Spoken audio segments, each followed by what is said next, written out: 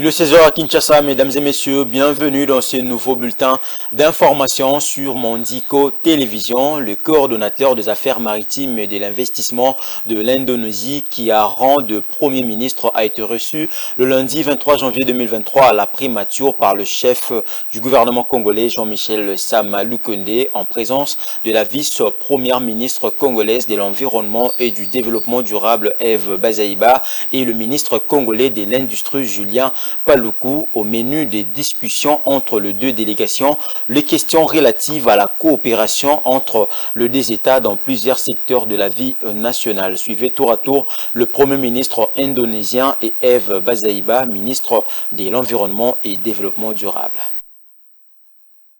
En Indonésie, nous faisons en sorte que chaque résultat, bénéfice qui émane de nos ressources minérales puisse aller pour le bénéfice de notre peuple. Et le président, son Excellence Félix Tshisekedi, m'a dit que c'est exactement la même approche qu'il a désormais, de manière à ce que les ressources bénéficient d'abord au peuple congolais.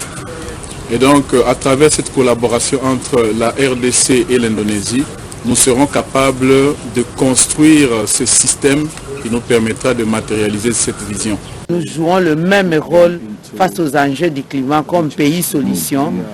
Nous sommes tous les leaders de nos différents bassins, le Brésil, la RDC et l'Indonésie.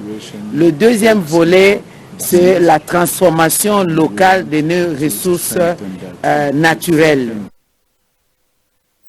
Parlons éducation à présent. Le membre de l'intersyndicale nationale des syndicats des enseignants de l'enseignement primaire, secondaire et technique ont tenu une réunion extraordinaire de première importance le lundi 23 janvier dernier à leur siège social de la capitale. Un seul point a donc figuré à l'ordre du jour de cette réunion qu'aucun représentant des syndicats des enseignants n'a voulu rater. Suivez le détail dans cet élément signé Martin Kaimbi.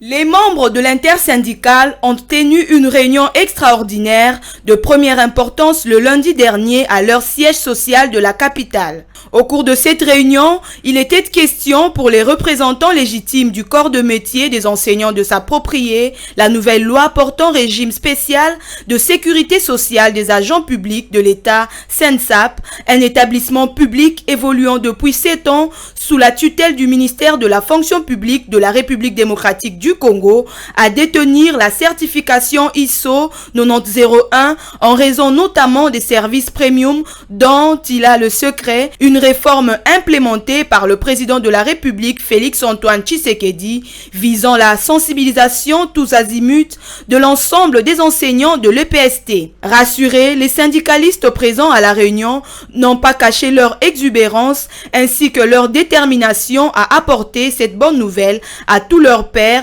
jusqu'au Congo profond.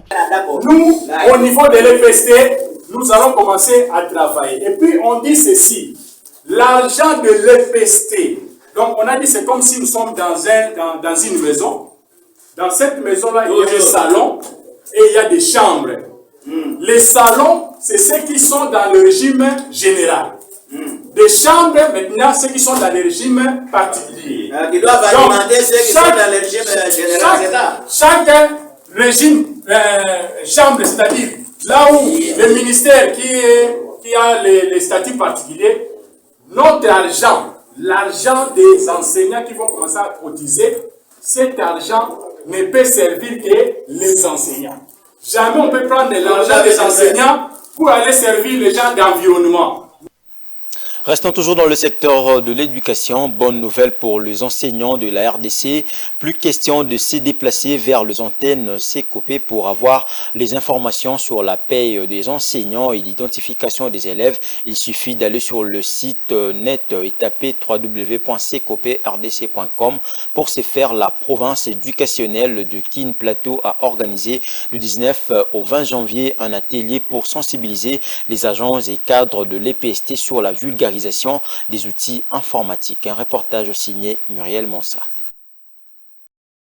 Durant 2 jours, soit du 19 au 20 janvier 2023, La province éducationnelle des Kin Plateau, dirigée par le directeur provincial du SECOP Léon Kindika Mampassi, accompagné de son équipe, ont formé les agents et cadres de l'enseignement de 4 sous-divisions d'Ensélé sur la vulgarisation des outils d'accès à l'informatique relative à la paie des enseignants et l'identification des élèves. L'orateur de l'atelier et coordonnateur provincial en charge du système d'information Kin Plateau, Serge Saoula Mundambo, donne ici l'objectif de ces assises. Pour pouvoir, n'est-ce pas, expliquer sur les outils d'accès à l'information de l'enseignant.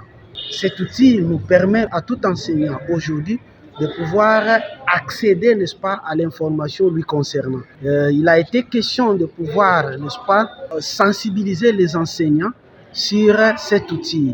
Nous avons parlé de deux boutons. Le module qui a 2 boutons, le premier bouton sur le fichier paye de l'enseignant et le deuxième bouton sur le fichier consultation fichier d'identification élèves, où on trouve les élèves en phase d'identification qui sont déjà dans la base de données avec toutes leurs coordonnées, et puis les établissements publics et privés déjà enregistrés qui sont en ligne.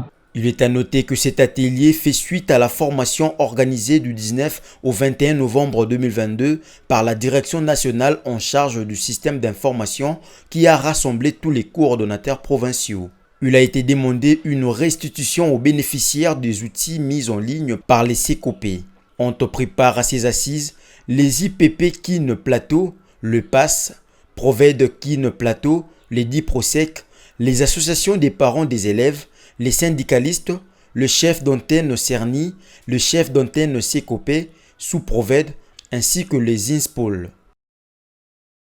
Fin de ces bulletins d'information. Ne quittez pas vos sièges car l'actualité reste en continu sur Mondico Télévision.